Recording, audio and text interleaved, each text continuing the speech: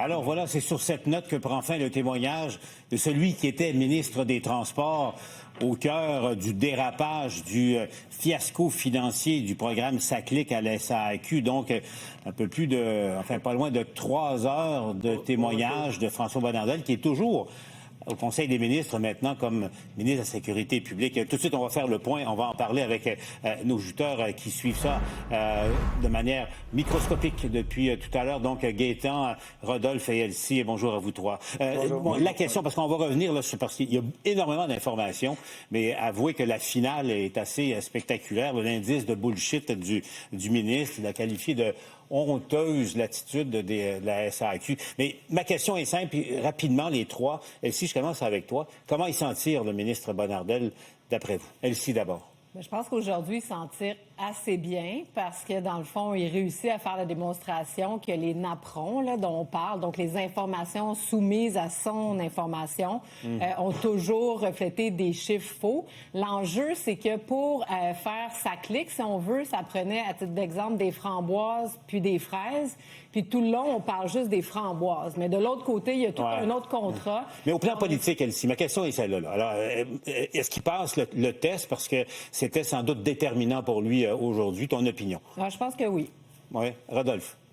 Oui, moi, je pense qu'il passe le test de la crédibilité. En tout cas, son témoignage, pour moi, était crédible. Et c'est vrai qu'on lui a caché de l'information, que les chiffres sur lesquels il se basait pour prendre des décisions ou juste pour poser des questions n'étaient erronés. Est-ce que c'était fait de façon malicieuse par la SAC? Ce sera une autre question. Mais moi, je l'ai écouté, je l'ai trouvé sincère, je l'ai trouvé crédible. Je pense qu'il a passé le test de la crédibilité. Gaétan, ton opinion?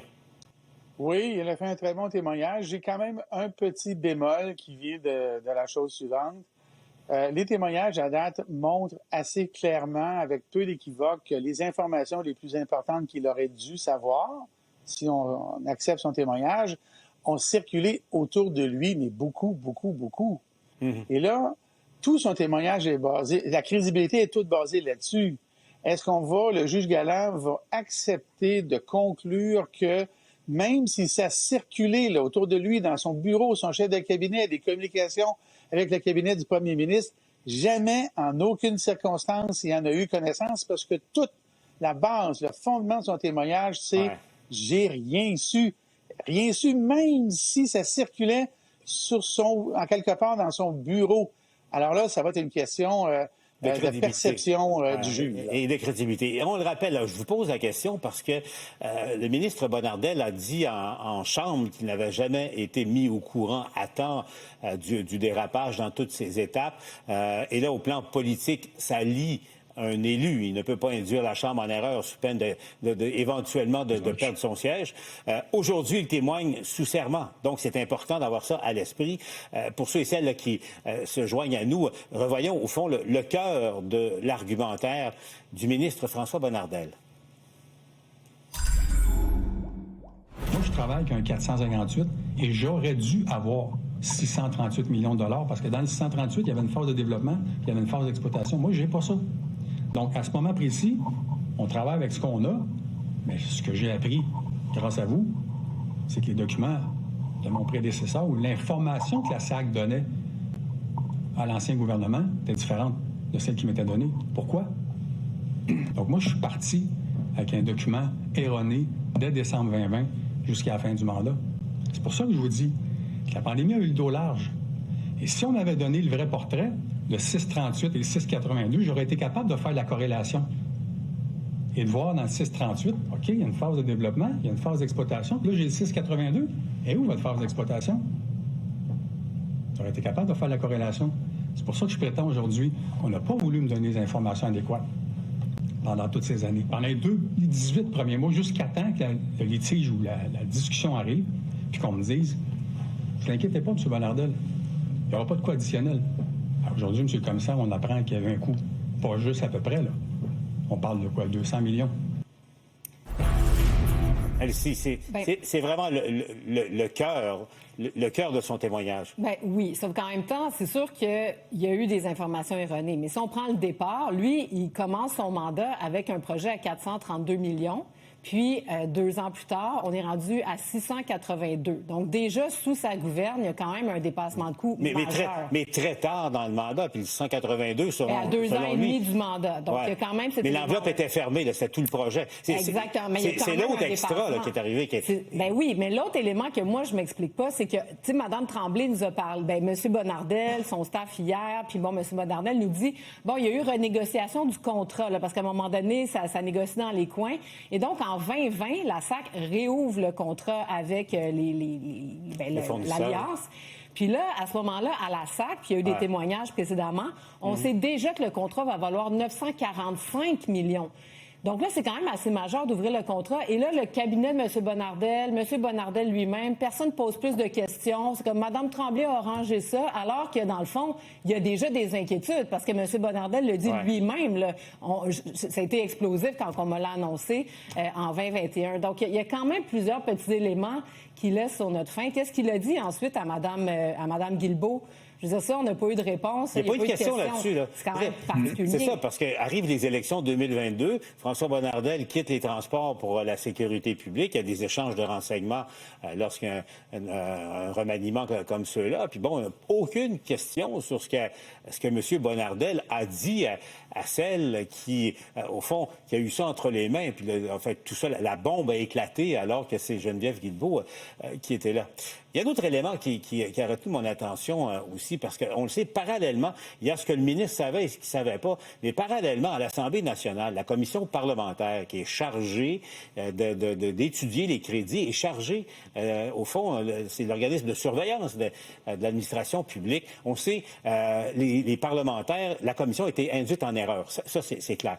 Mais là, quel était le rôle du cabinet de François Bonnardel dans la transmission d'informations à cette commission parlementaire? Voyons ce qu'il a dit et évoqué.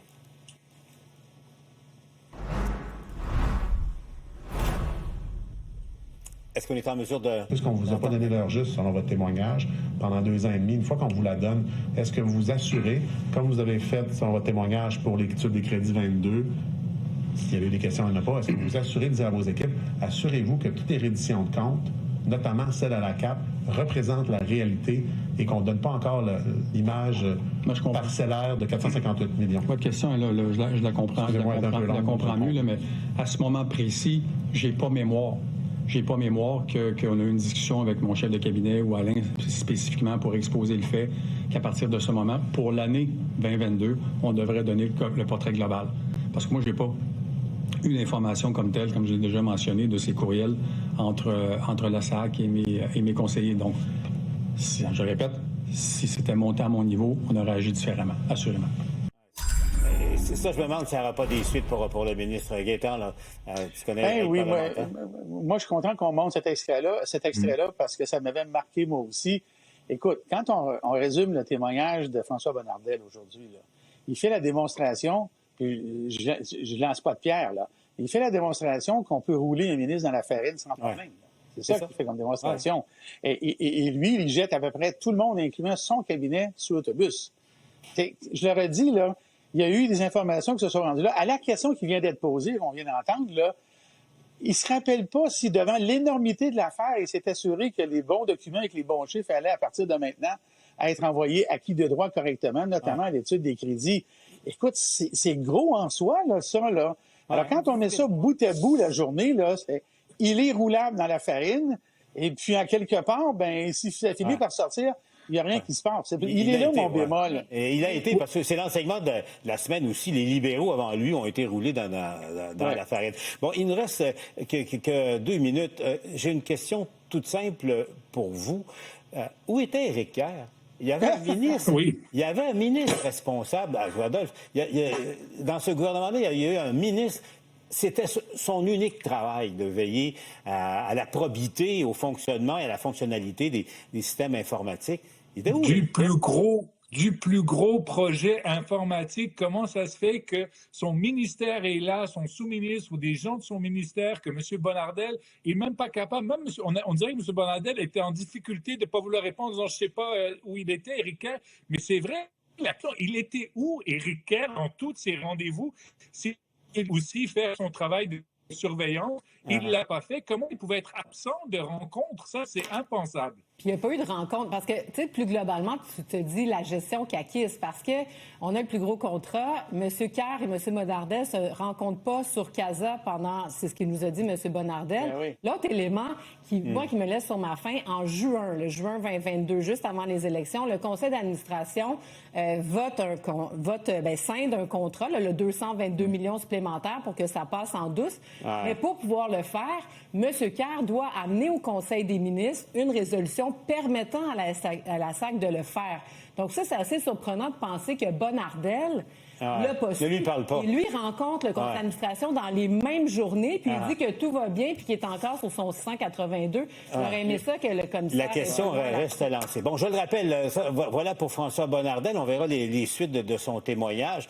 Demain, c'est Geneviève Guilbeault qui sera appelée à la barre des témoins.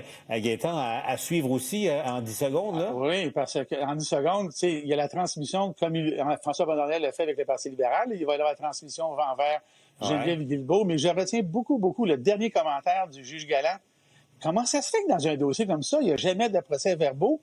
Et on a eu plein de témoignages à l'effet que je ne l'ai pas dit, mais je l'ai dit verbalement. C'est spécial, ça. À suivre, Rodolphe, Elsie, Gaétan. Demain, je vous le rappelle, à suivre le témoignage de Geneviève Guilbeault. Merci d'avoir été là.